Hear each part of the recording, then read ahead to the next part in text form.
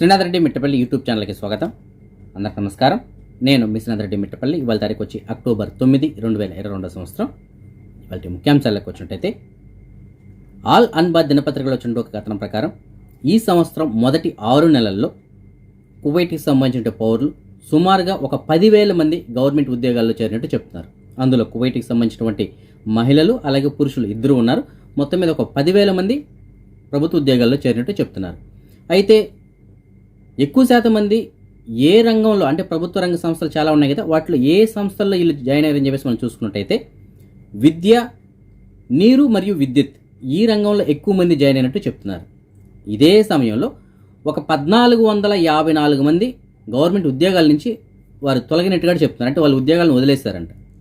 అయితే వాళ్ళు ఎక్కువగా ఏ డిపార్ట్మెంట్ నుంచి వాళ్ళు బయటకు వచ్చేస్తారు అనేసి అంటే అంతర్గత మరియు కమ్యూనికేషన్ మంత్రిత్వ శాఖ ఏదైతే ఉంటుందో అందులో నుంచి వీళ్ళు బయట వచ్చేస్తారంట. సో ఏదైనప్పటికీ ఉద్యోగం వదిలేసిన వాళ్ళు అయితే 1,454 మంది, కానీ 10,000 మంది ఉద్యోగాలు ఇచ్చారంట. అది కూడా గవర్నమెంట్ ఉద్యోగాల్లో, అది కూడా కువైట్కి సంబంధించిన పౌరులు మాత్రమే. కువైట్కి సంబంధించిన అమీర్ అయినటువంటి Sheikh Nawaf Al Ahmad Al Jaber Al Sabah గారు రెగ్యులర్ హెల్త్ చెకప్లో భాగంగా ఆయన నిన్న ఇటలీకి బయలుదేరి వెళ్లారు. ఆయనతో పాటుగా ఆయన యొక్క పరివారం కూడా బయలుదేరి వెళ్లారు. గతంలో ఒక వీడియోలో మనం చెప్పుకున్నాం కదా, కువైట్లోని సెంట్రల్ జైల్లో భారీగా మొబైల్స్ని స్వాధీనం చేసుకున్నారని చెప్పేసి. మళ్ళీ ఇలాంటి వీడియో ఒకటి బయట వచ్చింది. కువైట్కి సంబంధించినటువంటి అంతర్గత మంత్రిత్వ శాఖలోని సెక్యూరిటీ మీడియా ఏదైతే ఉందో వీళ్ళు చెప్తున్న దాని ప్రకారం వీళ్ళు సడన్గా సెంట్రల్ జైల్లో తనిఖీలు నిర్వహించారంటే ఖైదీలపైన. ఈ తనిఖీల్లో భారీ స్థాయిలో మొబైల్స్ అలాగే నిషేధిత వస్తువులు అక్కడ దొరికినట్టు చెప్తున్నారు. వీటన్నిటిని వీళ్ళు స్వాధీనం చేసుకున్నారు. అలాగే అవి ఎవరైతే కలిగి ఉన్నారో ఖైదీలు వారిపైన కూడా వీళ్ళు చట్టపరమైన చర్యలు తీసుకున్నట్టు చెప్తున్నారు. దీనికి సంబంధించిన ఒక వీడియో కూడా ఉంది, కావాలంటే దాన్ని కూడా మీరు గమనించవచ్చు.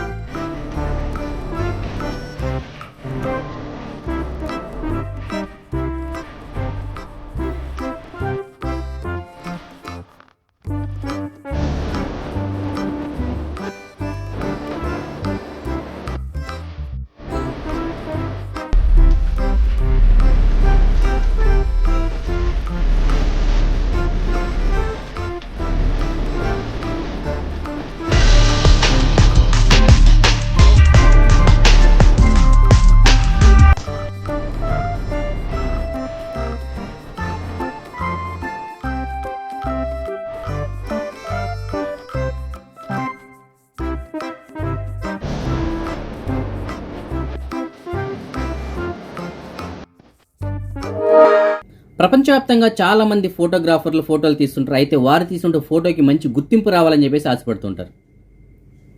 దీన్ని ఆధారంగా చేసుకొని పర్యావరణ పరిరక్షణ, ప్రకృతి సౌందర్యం ఇలాంటి వాటిని ఆధారంగా చేసుకుని 1997 నుంచి మాంట్ ఫోటో కాంటెస్ట్ అని చెప్పేసి ఒకటి నిర్వహిస్తున్నారు. ఇది గ్లోబల్ అవార్డ్ ఫోటోగ్రఫర్ అనమాట, ఆ కేటగిరీకి సంబంధించినటువంటిది ఇది.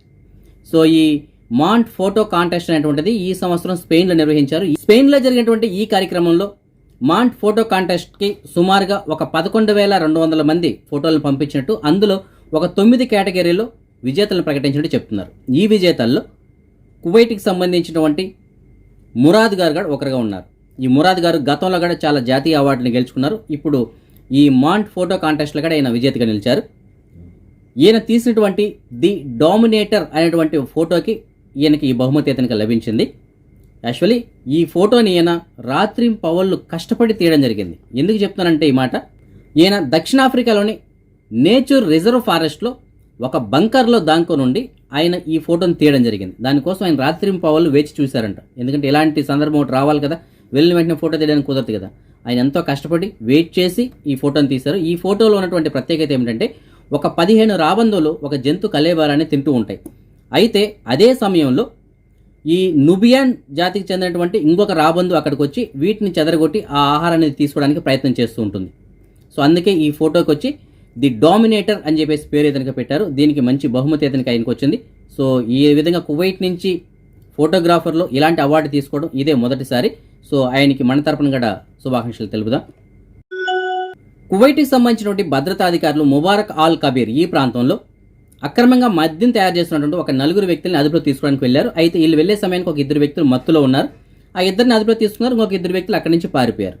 ఈ 2 వ్యక్తుల్ని అదుపులో తీసుకునే సమయానికి అక్కడ సుమారు ఒక 114 మద్యం బాటిల్ ఉన్నట్టు చెప్తున్నారు. అది కూడా లోకల్గా తయారు చేసినటువంటి మద్యం బాటిల్. ఆ మద్యం బాటిల్ని స్వాధీనించేస్తున్నారు. ఆ ఇద్దరిని కూడా అదుపులో తీసుకున్నారు. అయితే ఇంకొక 2 ఎవరైతే పారిపోయారు ఇక్కడి నుంచి, ఆ 2 కోసం ఈ పెట్రోలింగ్ సిబ్బంది అయితే వెంటబడి వాళ్ళిద్దరిని పట్టుకున్నారు. అయితే వీళ్ళిద్దరిని కురైన్ ప్రాంతంలో పట్టుకున్నారు. వీళ్ళని పట్టుకునే సమయానికి వీళ్ళ దగ్గర భారీ స్థాయిలో మాదక ద్రవ్యాలు అలాగే మారణాయుధాలు కూడా ఉన్నాయి. వాటిని కూడా స్వాధీనించేస్తున్నారు. వాళ్ళిద్దరిని కూడా అదుపులో తీసుకున్నారు. మొత్తం మీద ఈ 4 అదుపులో తీసుకున్నారు. వీరి దగ్గర ఉన్నటువంటి ఈ మద్యం అలాగే మాదక ద్రవ్యాలను కూడా స్వాధీనించేసుకుని వీరిపైన చట్టపరమైన చర్యలు తీసుకోవడం కోసం సంబంధిత విభాగాలకు అప్పచెప్పినట్టు చెప్తున్నారు. ఇదిలా ఉండగా ఇరాన్ నుంచి అక్రమంగా సముద్ర మార్గం ద్వారా కువైట్కి మాదక ద్రవ్యాలను తరలించడానికి ప్రయత్నం చేసిన ఒక 2 వ్యక్తుల్ని కువైట్కి సంబంధించిన కోస్ట్ గార్డ్ సిబ్బంది వాళ్ళు అదుపులో తీసుకున్నారు. వీరి దగ్గర అంటే సుమారుగా 131 కేజీల హాషిష్ను గడ్డ స్వాధీనం చేసుకున్నారు. వీరిపైన చట్టపరమైన చర్యలు తీసుకోవడం కోసం సంబంధిత విభాగాలకి అప్పచెప్పినట్టు చెప్తున్నారు.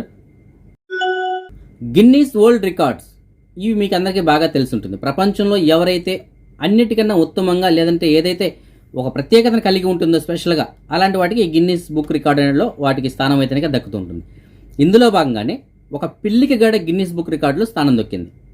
అయితే ఈ గిన్నీస్ వరల్డ్ రికార్డులో ఈ పిల్లికి ఎందుకు స్థానం దక్కింది అంటే జనరల్గా మనం పిల్లి పొడవు ఎంత ఉంటుంది ఎవరైనా సరే ఊహించండి. ఒక 10 ఇంచులు 11 ఇంచులు 12 ఇంచులు మహా అంటే అంతకుమించి ఎక్కువైతే కనుక పొడవు ఉండవు.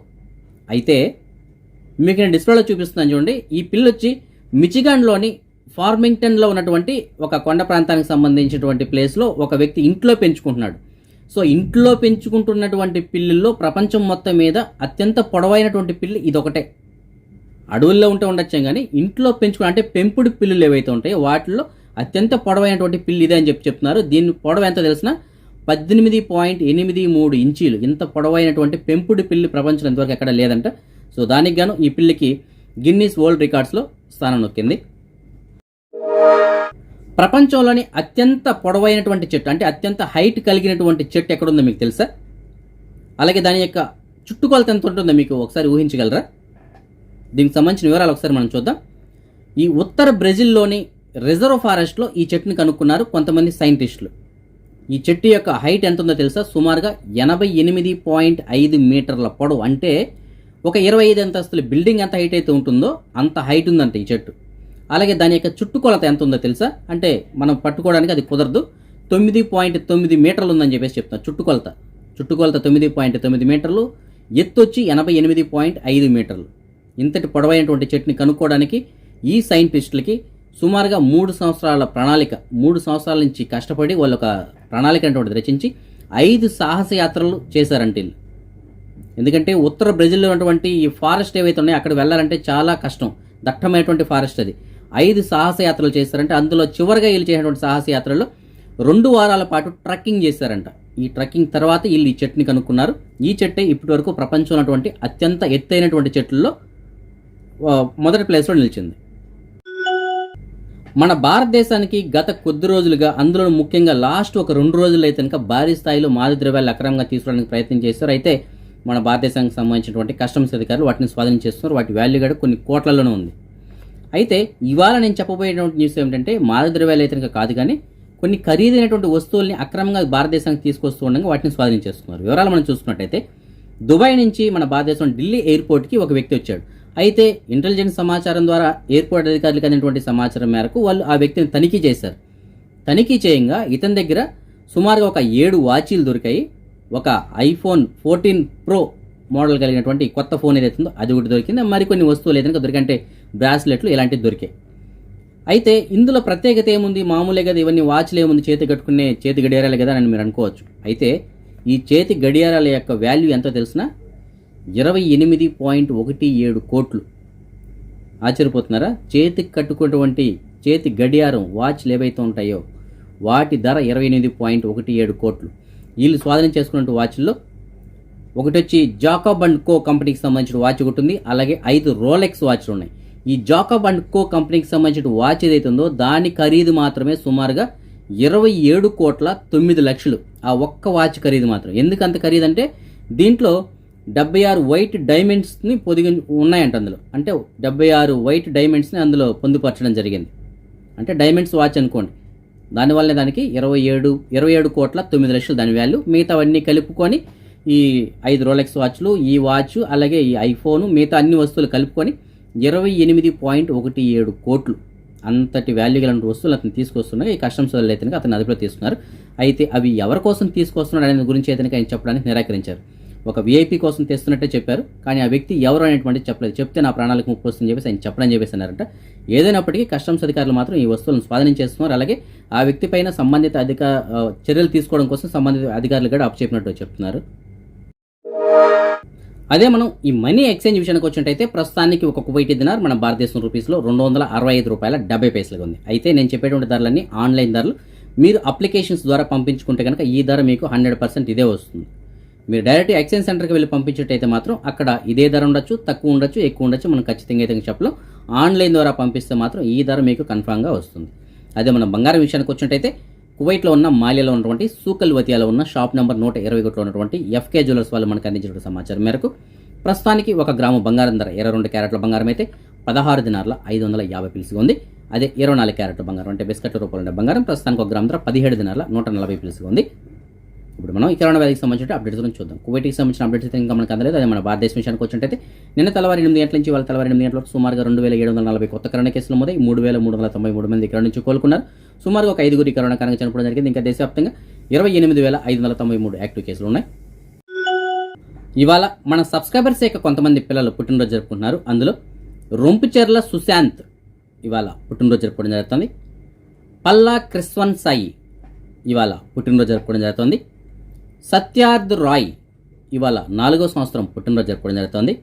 మరియు వీరితో పాటుగా సనా ఇవాళ 9వ సంవత్సరం పుట్టినరోజు జరుపుకోవడం జరుగుతుంది.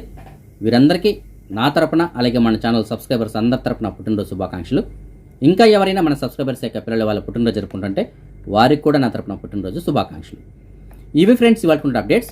జాబ్ వ్యాకెన్సీలకు సంబంధించిన అప్డేట్స్ అయితే వాళ్ళకి మనకి అందలేదు. రేపు వీడియోలో వాడికి ఏదైనా సమాచారం వస్తే మీకు తెలియజేస్తాను. సో రేపు రాత్రి 9 గంటలకు వచ్చేటువంటి రెగ్యులర్ వీడియోలో మళ్ళీ కలుసుకుందాం. అంతవరకు సెలవు. జై హింద్.